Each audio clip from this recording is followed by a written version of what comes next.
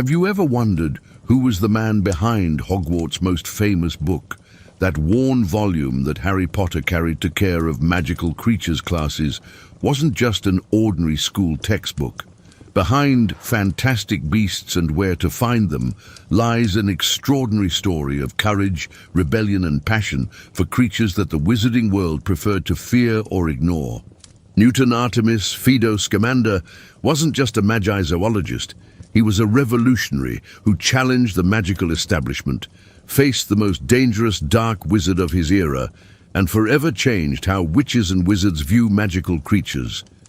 Prepare to discover the complete journey of a man who preferred the company of nifflers and bowtruckles to society's approval, and who, because of that choice, saved the magical world more than once. Before we begin this extraordinary journey, I need your help. If you're enjoying the content, click the subscribe button right below, activate the bell so you don't miss any new videos, and tell me in the comments which city you're watching from.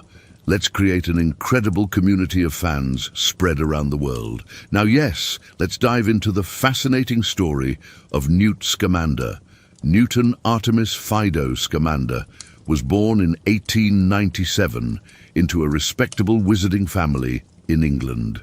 From a very young age, Newt demonstrated a characteristic that would define him for the rest of his life, a deep and inexplicable connection with magical creatures. While other wizarding children played with miniature brooms or tried to cast their first spells, little Newt spent hours observing gnomes in the garden, trying to understand their behavioral patterns. His mother was a talented witch, and his father worked breeding new races of hippogriffs, which certainly influenced the boy's early interest in creatures. But there was something different about Newt, an almost supernatural empathy that went beyond simple fascination. He genuinely seemed to understand these creatures in a way few could. When Newt turned 11 and received his Hogwarts letter, no one in the family was surprised. What surprised them was the intensity with which he dedicated himself to studies related to magical creatures from day one. Newt was sorted into Hufflepuff, the house known for valuing hard work, loyalty and justice, characteristics he would demonstrate abundantly throughout his life. During his school years, Newt wasn't exactly what one would call a model student in the traditional sense. His grades in subjects like history of magic and astronomy were mediocre at best, but when it came to care of magical creatures, he was absolutely brilliant. Teachers quickly noticed that this quiet and somewhat socially awkward boy possessed a rare gift. However, Newt's years at Hogwarts weren't just about academic discoveries. They were also marked by an incident that almost ended his career before it even began. During his time at school, Newt developed a close friendship with Leta Lestrange, a Slytherin girl who, like him, felt displaced and misunderstood. Leta came from an old and troubled family, carrying the weight of a surname associated with dark magic. The friendship between the two seemed unlikely in many eyes, a gentle Hufflepuff and a Slytherin haunted by her past. But they found in each other an understanding no one else offered. Newt saw in Leta not the heir to a dark family, but a person struggling against expectations and others' judgments, something with which he deeply identified. It was because of Leta that Newt faced the darkest moment of his school life. Leta had conducted an experiment with a magical creature that went terribly wrong, endangering another student's life. Knowing she would be expelled, Newt took the blame for the incident. Albus Dumbledore, who at the time was the Defense Against the Dark Arts professor, knew the truth, but respected Newt's choice, even though he disagreed with it. Dumbledore saw in that act of sacrifice something remarkable, a loyalty and courage that weren't common. Thanks to Dumbledore's intervention, Newt wasn't completely expelled, but his stay at Hogwarts was prematurely ended, leaving him without formally completing his education. This episode deeply marked Newt, not only because of the injustice of the situation, but because he saw firsthand how magical institutions could be rigid and merciless, a lesson that would shape his future actions. After leaving Hogwarts, Newt faced an uncertain future. Without a formal diploma, his options were limited, but his passion for magical creatures hadn't diminished one bit. It was then that he secured a position at the Ministry of Magic, working in the Department for the Regulation and Control of Magical Creatures, specifically in the Beast Division. The work was, in theory, bureaucratic and unglamorous, but for Newt, it was a golden opportunity. He could travel, study creatures in their natural habitats, and most importantly, help them. During this period, Newt developed many of the techniques that would later revolutionize magizoology. He didn't see creatures as objects to be controlled or eliminated, but as beings worthy of understanding and protection. This view was radical for the time, when the ministry frequently opted for drastic solutions when dealing with creatures considered problematic. Newt's work at the ministry coincided with a tumultuous period in magical world history. World War I was happening in the Muggle world, and although the British magical community wasn't directly involved, political tensions were reflected in various ways. It was in this context that Newt began to perceive worrying signs. Rumors about a young wizard named Gellert Grindelwald, who was gaining followers with his rhetoric about wizarding supremacy and the end of the Statute of Secrecy. Grindelwald believed wizards should rule over Muggles, and his vision was attracting disillusioned wizards throughout Europe. Newt, with his peaceful nature and belief in coexistence, saw these ideas as dangerous and fundamentally wrong. Newt's life took a completely new direction when he decided to embark on a journey around the world to document magical creatures. His goal was ambitious: to create a comprehensive compendium that would educate witches and wizards about the true nature of these creatures, combating the fear and ignorance that led to their persecution and extinction. To accomplish this dream, Newt enchanted a suitcase with an undetectable extension charm, creating complete habitats inside it for various species. This suitcase would become his mobile laboratory, his sanctuary, and his greatest work tool. Inside it, Newt recreated environments from deserts to tropical forests, each meticulously adapted to the needs of the creatures it housed. During his travels, Newt rescued and cared for countless creatures. There was Pickett, a particularly attached bowtruckle who suffered from abandonment issues and whom Newt allowed to permanently stay in his pocket. There was also a silver occamy, extremely rare creatures capable of growing or shrinking to fit the available space.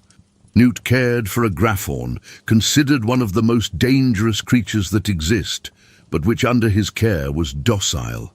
He had saved from smugglers a nundu, known to be so dangerous that normally 100 wizards would be needed to subdue it, but who trusted Newt completely. Each creature had its story, and Newt knew them all.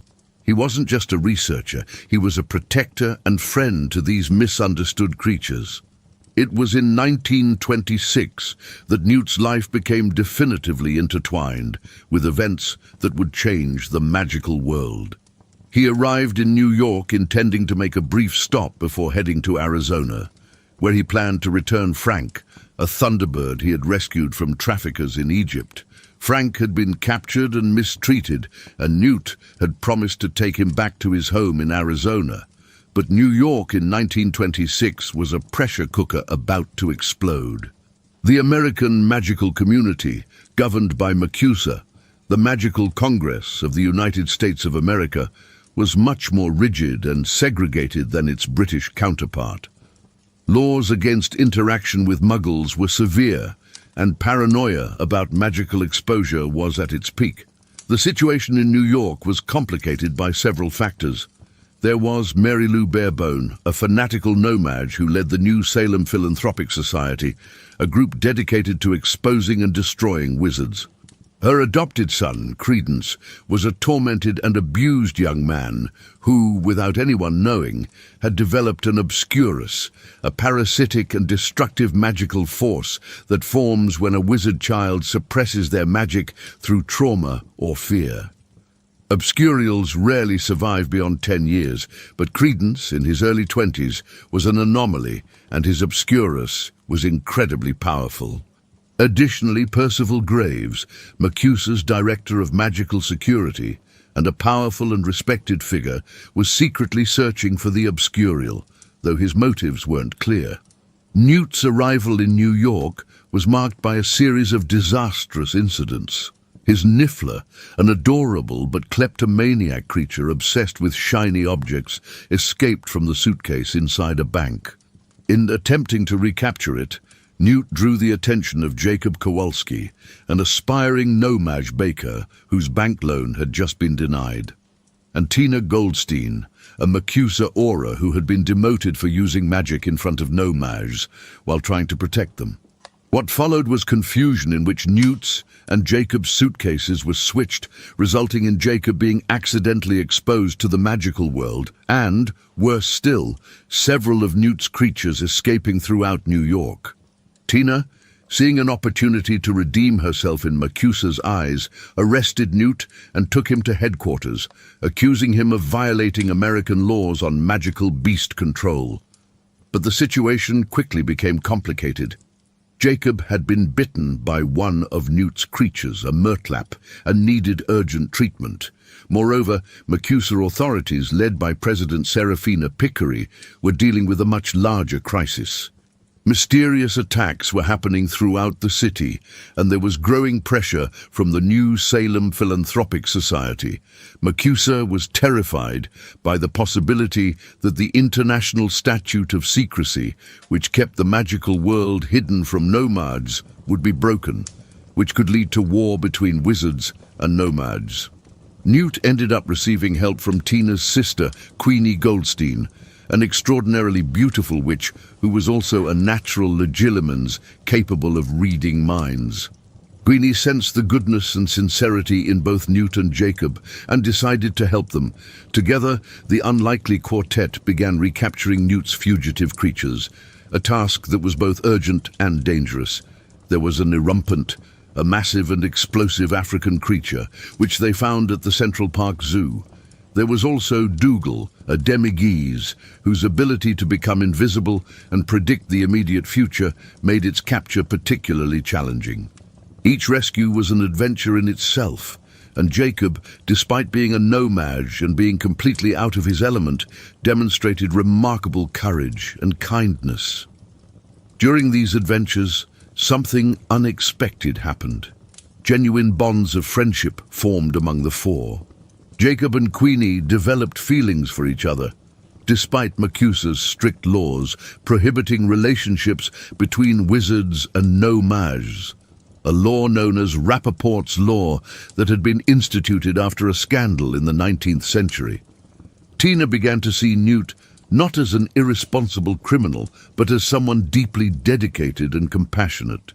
And Newt, who had always had difficulty connecting with people, found in his new friends something he didn't know he needed: companionship and understanding.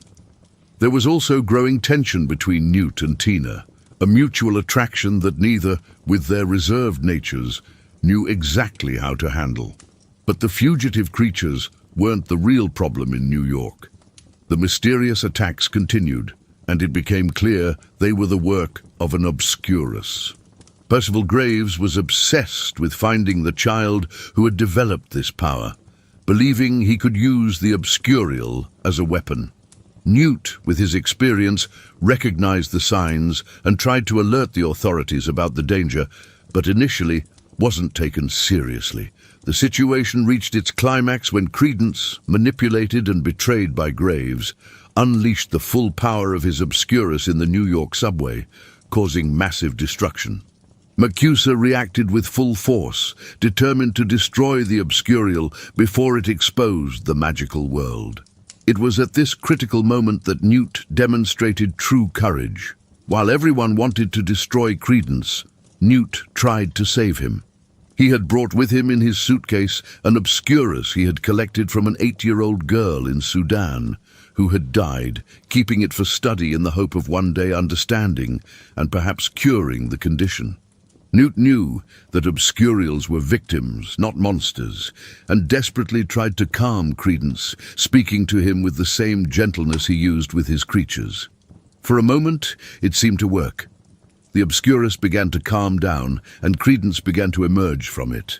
But the aggressive intervention of MACUSA authorities destroyed this chance. Credence was apparently destroyed in a barrage of spells, a tragic end for a young man who had been a victim of abuse and manipulation his entire life. But the most shocking revelation was still to come. When Newt confronted Percival Graves, something was wrong. Graves had behaved strangely throughout the crisis and had demonstrated knowledge about obscurials that was uncommon. Newt, trusting his instincts, cast a revealing spell, and what happened left everyone horrified. Percival Graves wasn't Percival Graves. He was Gellert Grindelwald in disguise using Polyjuice Potion. The most dangerous dark wizard in the world had infiltrated the heart of MACUSA for months, assuming the identity of one of its most trusted members. Grindelwald had orchestrated the entire crisis, using Credence in an attempt to expose the magical world and precipitate the war he so desired between wizards and nomads. Grindelwald's capture was a triumph, but it came at a terrible cost. New York had been severely damaged. Magical exposure had occurred on a scale not seen in centuries, and Credence was dead or destroyed. MACUSA faced an unprecedented crisis. They needed to erase the memories of potentially millions of nomads who had witnessed the events. It was then that Newt offered a solution. Frank, the Thunderbird he had rescued, had the natural ability to generate storms. Newt proposed using this ability combined with a diluted memory potion to create rain that would erase the nomads' memories throughout the city. It was risky and unprecedented, but it was their only chance. The plan worked, but it had a devastating personal cost for Newt. Jacob, his new nomad friend, also had to have his memories erased. MACUSA's rules were inflexible about this. No nomad could retain knowledge of the magical world. The farewell between Jacob and Queenie was heartbreaking. Jacob, even knowing he would forget, thanked everyone for the most incredible adventure of his life. Newt, touched by Jacob's kindness and courage, did something extraordinary. He gave Jacob a silver Occamy egg, one of the rarest and most valuable creatures. The egg would eventually help Jacob get the loan he needed to open his bakery, and although he wouldn't consciously remember his adventures, they influenced him. Jacob opened his bakery and created pastries in the shapes of all the magical creatures he had encountered, a subconscious echo of memories that magic couldn't completely erase. Newt returned to England with his reputation curiously intact, despite all the chaos. MACUSA, grateful for his help in capturing Grindelwald and resolving the crisis, decided not to press him about violations of their laws on beasts. Tina, who had been reinstated as an aura for her role in exposing Grindelwald, maintained correspondence with Newt. There was something unresolved between them, feelings that neither knew exactly how to express. Newt returned to his work, but the events in New York had changed him. He had seen firsthand what Grindelwald was planning and knew his unique knowledge might be needed again. Back in England, Newt finally completed and published his book, Fantastic Beasts and Where to Find Them. The book was an instant success, becoming required reading at Hogwarts and revolutionizing the field of magizoology. Newt didn't just write dry scientific descriptions of creatures. He wrote with empathy and understanding, helping generations of wizards see these creatures not as monsters, but as beings worthy of respect and protection. The book went through multiple editions, each expanded with new discoveries, and would continue being published for decades, eventually reaching the hands of a young wizard named Harry Potter more than 70 years later. But Newt's rest didn't last long. Grindelwald had escaped from MACUSA custody during an audacious transfer in 1927, and was once again free and gathering followers. The British Ministry of Magic was in panic, as were magical ministries throughout Europe. Grindelwald was holding rallies, spreading his vision of a world where wizards would rule muggles for the greater good, and gaining followers by the thousands. It was a dark period, and the magical world was on the verge of an ideological civil war. Albus Dumbledore, who was now the Defense Against the Dark Arts professor at Hogwarts, knew he would eventually have to face Grindelwald, his former friend with whom he had made grand plans when they were young. But Dumbledore couldn't act directly due to a blood pact he and Grindelwald had made in their youth, a magical agreement that prevented them from fighting each other. It was in this context that Dumbledore sought out Newt. He couldn't face Grindelwald directly, but Newt could. Dumbledore asked Newt to go to Paris, where Credence had reportedly been seen alive, contrary to all expectations. Grindelwald was searching for Credence, believing the young Obscurial had some crucial role to play in his plans. Dumbledore didn't give Newt direct orders. That would be forcing Newt to do something against his nature. Instead, he simply shared information and trusted that Newt would make the right choice. It was an approach that respected Newt's autonomy while subtly guiding him, something only someone as perceptive as Dumbledore could do. Newt traveled to Paris, where the situation was even more complicated than he imagined. Tina was also there, searching for Credence at Macusa's request. However, the relationship between Newt and Tina was tense due to a misunderstanding. Tina had read in the newspaper about a possible engagement between Newt and Leta Lestrange, not knowing that Leta was actually engaged to Theseus, Newt's older brother. Theseus Scamander was a war hero, a respected aura, and everything one would expect from the eldest son of a respectable wizarding family. The relationship between the brothers was complex. Theseus loved and cared for Newt, but didn't always understand his younger brother's unconventional choices. Still, there was a strong bond between them, forged in childhood and maintained despite their very different paths. In Paris, the group expanded again. Jacob had crossed the Atlantic after Queenie, whose heart was broken by the laws prohibiting their relationship. Queenie, desperate and vulnerable, was being manipulated by Grindelwald, who used her desire to be with Jacob to lure her to his side, with promises of a world where wizards and muggles could love freely. Grindelwald's ability to identify and exploit people's deepest desires was one of his most dangerous weapons. He didn't recruit only through fear or hatred, but through hope, offering people exactly what they most wanted to hear. Newt's brother, Theseus, and his fiancée Leta were also in Paris due to Theseus's work as an aura. Leta's presence brought up painful memories for Newt. He had loved Leta during his years at Hogwarts and had sacrificed his education for her, but she had chosen Theseus. There was no bitterness on Newt's part, only melancholy for the lost friendship and what might have been. Leta carried her own demons, tormented by a terrible secret from her childhood that she had never fully shared with anyone, not even Theseus. This secret was connected to Credence in ways no one yet understood. The search for Credence led them to the depths of the French Ministry of Magic records, where Leta finally revealed the truth about her past. As a child, during a ship voyage from America to England, Leta had been responsible for caring for her baby half-brother, Corvus Lestrange.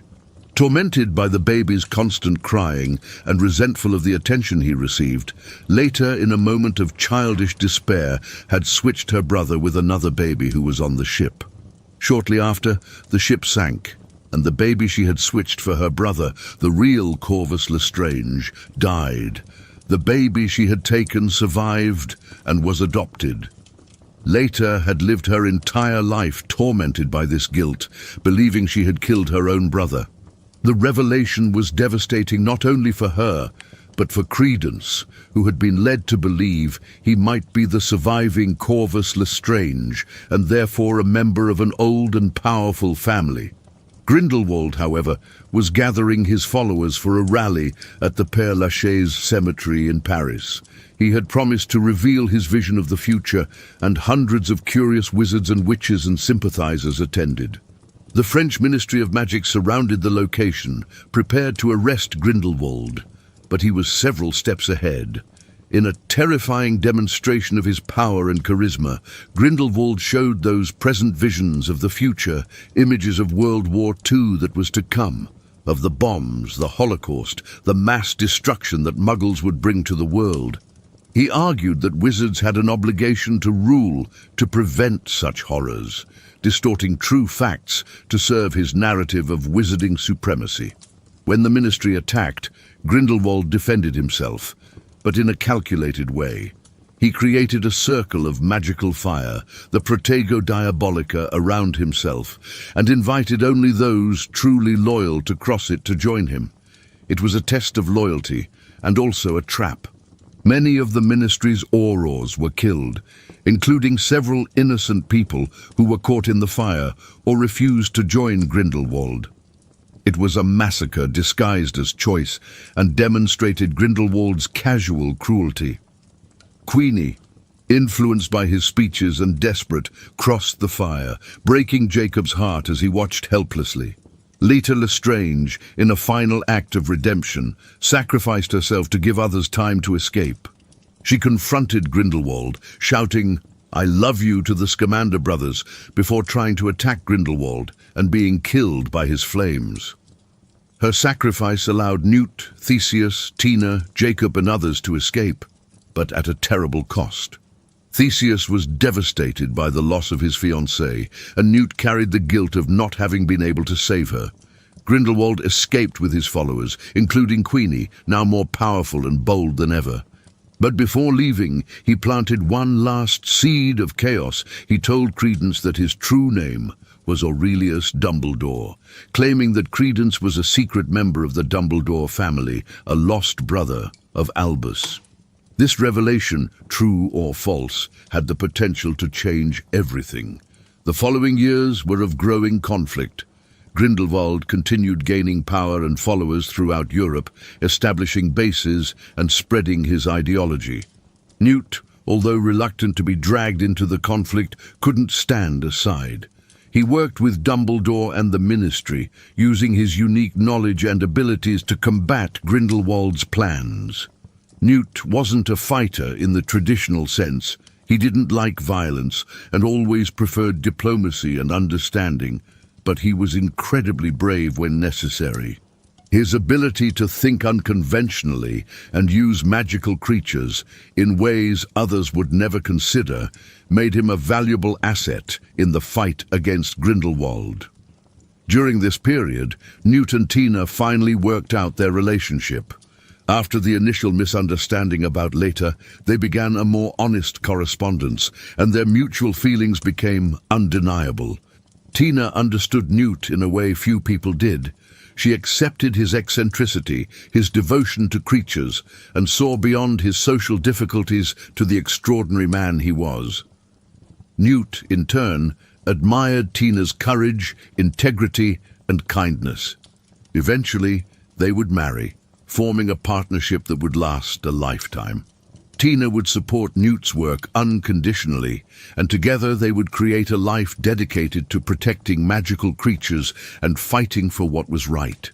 The final confrontation between Dumbledore and Grindelwald happened in 1945, in a duel that became legendary in the magical world. Dumbledore had finally found a way to circumvent the blood pact that prevented him from fighting Grindelwald directly, with help from Newt, who had managed to destroy the artifact that maintained the pact. The duel was epic. Two of the most powerful wizards of the modern era fighting with magic that few could even comprehend. In the end, Dumbledore won but didn't kill Grindelwald. Instead, he imprisoned him in Nurmengard, the very fortress that Grindelwald had built for his enemies, an appropriate irony. Grindelwald's defeat marked the end of one of the darkest eras in modern magical world history, and Newt had played a crucial role in making that victory possible. After the war against Grindelwald, Newt returned to his true passion, the study and protection of magical creatures. He continued traveling the world, documenting species, rescuing endangered creatures, and expanding his work. His book went through multiple editions, each more complete than the previous. Newt became a globally recognized authority in magizoology, receiving honors and awards, although he always preferred fieldwork to public recognition. He created reserves for endangered creatures, developed new spells and techniques for their care, and trained a new generation of magizoologists who shared his compassionate vision. Newt and Tina eventually settled in Dorset, England, on a property that was part home, part sanctuary for creatures. There they continued their work, with Tina occasionally returning to oral work when necessary, but mainly focused on supporting Newt and developing her own projects. The couple had at least one child, although details about their family life were kept private, something Newt always valued. He never sought fame or attention, and made sure his family had the tranquility he himself desired. Pickett, the bowtruckle, who had been his constant companion, remained with him throughout Newt's life, a reminder of the days of adventure and the unlikely friendships he had formed. Jacob Kowalski, although his memories were officially erased, never completely forgot. His bakery in New York became famous, and the pastries shaped like magical creatures attracted a loyal clientele. Eventually, American laws about marriages between wizards and nomads were relaxed, in part due to the efforts of people like Newt and Tina, who argued against these discriminatory restrictions. Queenie eventually left Grindelwald when she realized the true nature of his lies and reconciled with Jacob. The two could finally be together, and their story became a symbol of hope that love could overcome even the deepest divisions. Newt and Tina were witnesses at their wedding, closing the circle of friendship that had begun in that chaotic week in New York decades earlier. As Newt aged, his reputation only grew. Fantastic Beasts and Where to Find Them remained the definitive text on magical creatures used in magic schools around the world. Generations of students grew up reading Newt's descriptions, learning to see magical creatures through his compassionate eyes. When Harry Potter arrived at Hogwarts in 1991, Fantastic Beasts was on his required books list, a worn copy of the 52nd edition. Harry never knew, while studying that book, the extraordinary story of the man who had written it, the adventures Newt had lived, the sacrifices he had made, or how he had helped save the magical world not once, but multiple times. Newt Scamander's legacy extends far beyond his book. He fundamentally changed how the magical world viewed and treated magical creatures. Before Newt, the standard approach to creatures considered dangerous was extermination or brutal containment. Newt demonstrated that understanding, patience, and respect were not only more ethical, but also more effective. He saved species from extinction, including greyfawns, which were critically endangered when he began his work. He established protocols for the ethical treatment of creatures that were adopted by magical ministries around the world. His contributions to magizoology were so significant that the field before and after Newt was fundamentally different.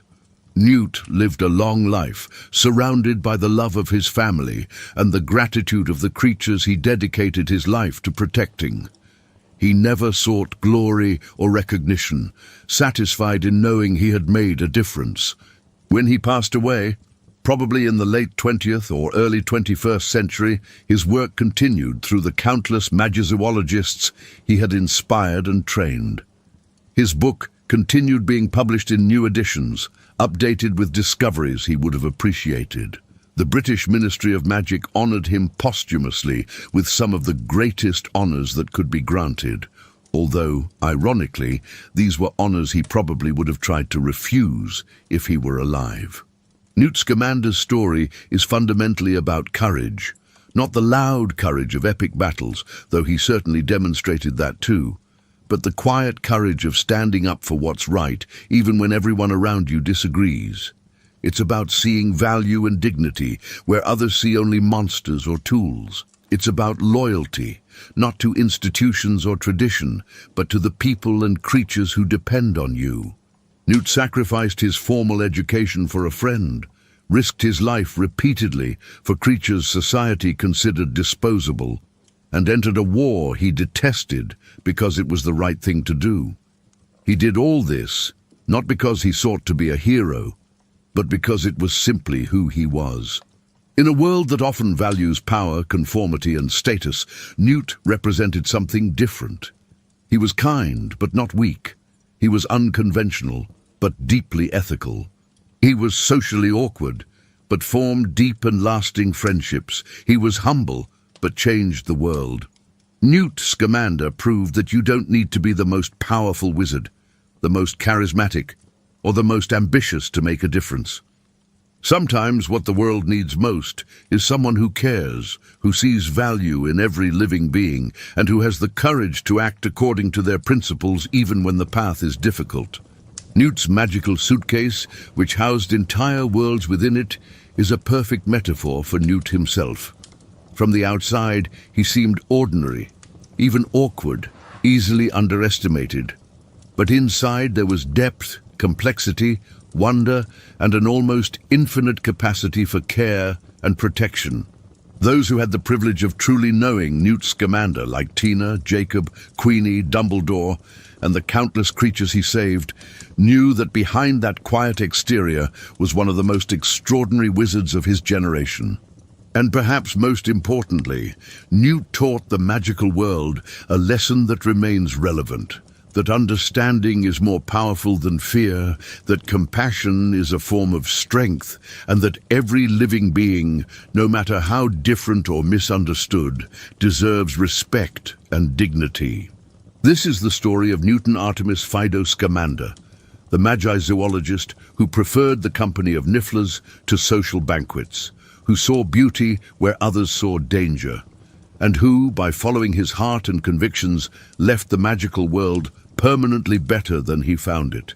His story reminds us that heroes come in all forms, and that sometimes the most unlikely among us are those who make the greatest differences. Through his work, his compassion, and his quiet courage, Newt Scamander ensured that future generations of wizards would grow up in a world where magical creatures were protected, understood, and valued. And in that, he achieved a form of immortality that no amount of power or glory could equal.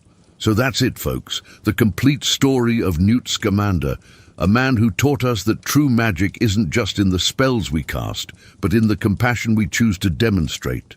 If you enjoyed this incredible journey through the life of this extraordinary magizoologist, don't forget to leave your like, share this video with that friend who loves Harry Potter as much as you do, and especially subscribe to the channel because we still have many fascinating stories from the magical world to explore together. Tell me in the comments which part of Newt's story moved you the most and which city you're watching this video from. We're almost reaching 1,000 subscribers, and each one of you makes all the difference in this journey.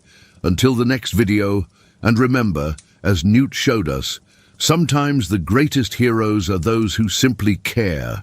A big hug, and until the next magical adventure.